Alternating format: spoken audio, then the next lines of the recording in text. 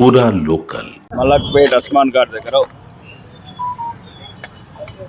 ఒక అమాయకులైన హిందువుల మీద అపార్ట్మెంట్లో మధ్యతరగతి హిందువులు వాళ్ళ బతుకులు వాళ్ళు బతుకుతున్న హిందువుల మీద దేశద్రోహులు దేశ విద్రోహ చర్యల పాల్గొని జైళ్లలో మగ్గి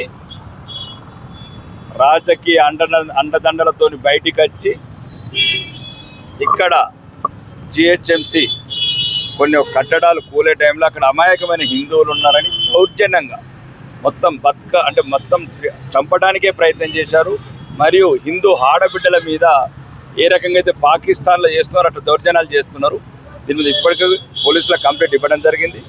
ముఖ్యంగా ఇక్కడ ఉన్న వాళ్ళకు కూడా చెప్తున్నాము, ఇక్కడ నుంచి మాత్రం సమాధానాలు మాత్రం తీవ్రంగా ఉంటే హిందువులంతా ఐక్యతగా అయితే ఇంకా కలిసి ఉందామా సంపుకుందామా ఇంకా చాలు. హిందువుల ఓపిక నశిస్తున్నది. చట్టము ధర్మము మాకే కాదు, చట్టము న్యాయము మీకు కూడా. మీరు చట్టము న్యాయంగా అనుకూలంగా హైదరాబాద్ ఉండాలనుకుంటూనే ఉండుర్రి.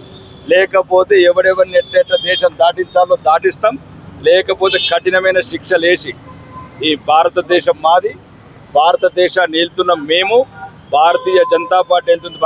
ఒకవేళ ఇక్కడైనా అధికార పార్టీ ముసుగుల లేకపోతే లోపాయికారి ఒప్పందాలతో హిందువుల మీద అగాత్యాలు చేస్తే, హత్యాకాండాలు చేస్తే రాబోయే రోజులలో దానికి 100 रेట్లు हिंदुओं समायत्తం అవుతున్నారు. ईट का जवाब पत्थर से देगा.